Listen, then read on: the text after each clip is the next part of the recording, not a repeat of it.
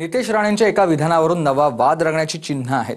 धाराशिवच्या निधीवरून आधीच स्थानिक वाद चर्चेत होते आणि त्यात भाजपचे मंत्री नितेश राणेंनी धाराशिवच्या दौऱ्यात केलेलं विधान नव्या वादाला कारण ठरू शकतं।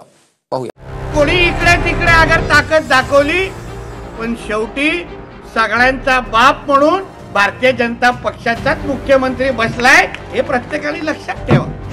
काव ही निधी काय कणकवलीतली प्रॉपर्टी विकून आणलेला निधी आहे का? कुणाची बापजादीची प्रॉपर्टी विकून दिलेला निधी आहे का?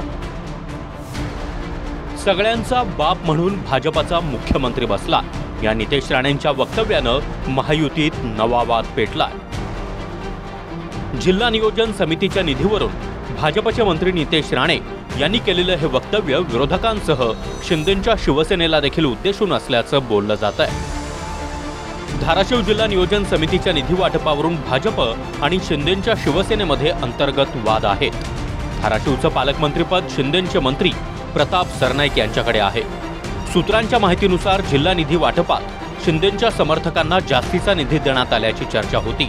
त्याविरोधात धाराशिवमधले भाजपचे नेते राणा जगजितसिंह पाटलांनी फडणवीसांकडे तक्रार केली। फडणवीसांनी थेट जिल्हा नियोजन समितीच्या निधी वाटपाला स्थगिती दिली आहे। त्या पार्श्वभूमीवर सगळ्यांचा बाप म्हणून भाजपचा मुख्यमंत्री बसला हे नितेश राणेंचं वक्तव्य वादात आलंय।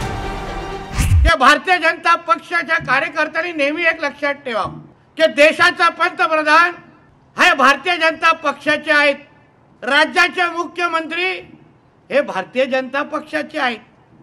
म्हणून हे कितीही कोणी इकडे तिकडे नाचले, कोणी इकडे तिकडे अगर ताकद दाखवली पण शेवटी सगळ्यांचा बाप म्हणून भारतीय जनता पक्षाचाच मुख्यमंत्री बसलाय हे प्रत्येकाने लक्षात ठेवा।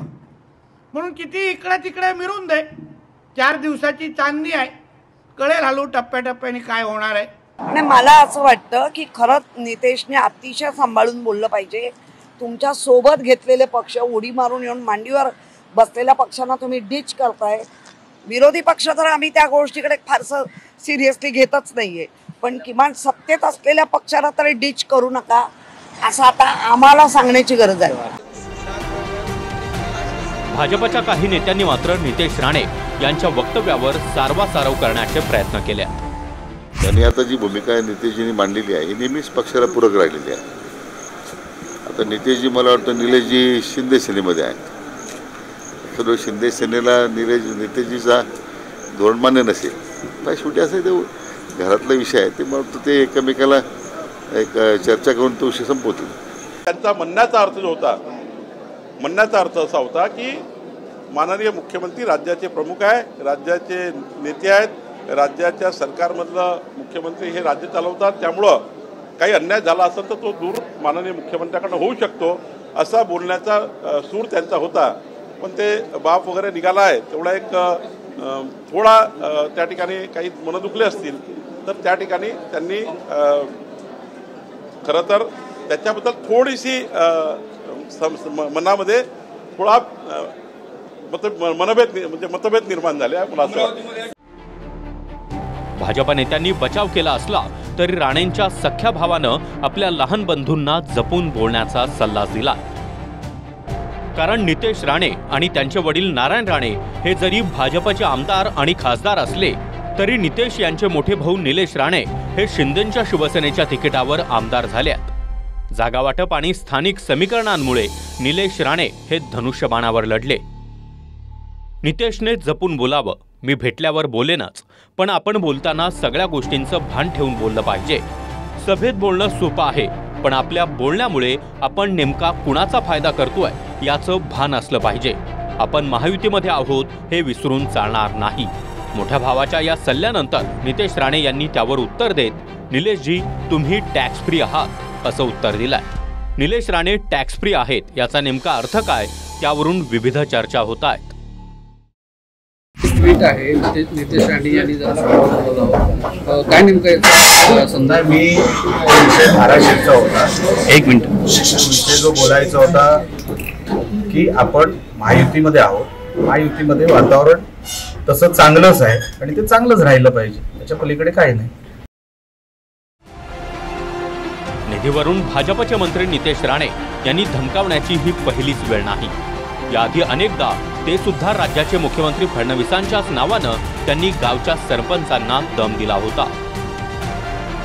जिथं विरोधकांचे सरपंच असतील त्या गावाला एकही रुपया निधी मिळणार नाही। गावचा विकास करायचा असेल तर भाजपात प्रवेश करा, अन्यथा गावच्या विकासाला एकही रुपया आम्ही देणार नाही। कुणीही बोंबललं तर मला काहीही फरक पडत नाही। आपला बॉस वरती खंबीर बसलाय, मला चिंता नाही। सिंधुदुर्गानंतर आता धाराशिवमध्ये सगळ्यांचा बाप म्हणून भाजपचा मुख्यमंत्री बसलाय, अशी धमकीच नितेश राणे यांनी दिली आहे। उभाटा किंवा महाविकास आघाडीचे सरपंच असतील, पदाधिकारी असतील, ती त्या गावामध्ये एकही रुपयाची निधी देणार नाही, एवढं मी तुम्हाला आजच सांगतो। काहीच देणार नाही। कोणाला गावाचा विकास करायचा असेल इथे येऊन प्रवेश करून जावा, भरघोस काम होऊन जातील, नाही तर विकास होणार नाही। जुन्या पक्षातले आपले उरले सुरले असतील त्यांना सांगा, बाबा काय मिळणार नाही, चल आता मी गेलोय ना, तुला पण तुझं भलं करून टाकेल। समोर आपल्या महायुतीचा झेंडा दिसला नाही, निधी कट, बोंबलत बसून दे माझ्या नावाने, काही फरक पडत नाही। आपला बॉस वरती खंबीर बसलेला आहे, मला काही चिंता नाही। एवढे कर्तबगार मुख्यमंत्री आपल्याला लाभले आहेत, नाहीतर उगाच डीपीडीसीची यादी रद्द झाली नाही। कोणी इकडे तिकडे अगर ताकद दाखवली, पण शेवटी सगळ्यांचा बाप म्हणून भारतीय जनता पक्षाचाच मुख्यमंत्री बसलाय, हे प्रत्येकाने लक्षात ठेवा।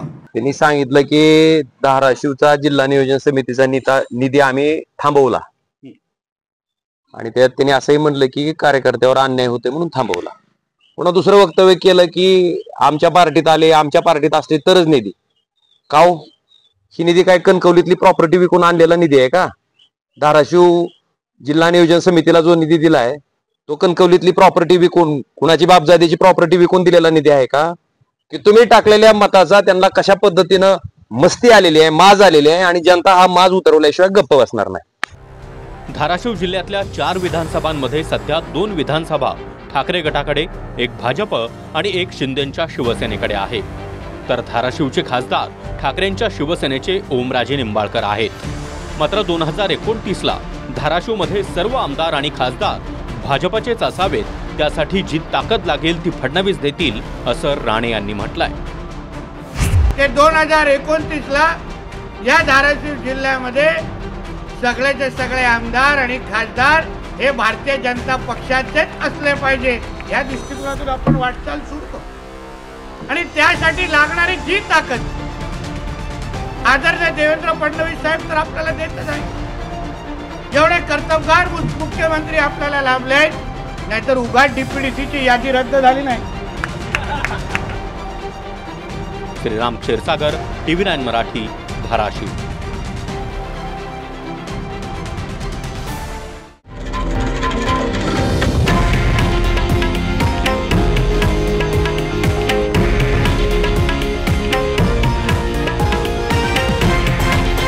हे आहे देशातील नंबर 1 न्यूज नेटवर्क आणि आपण पाहत आहात TV9 मराठी, एकमेव।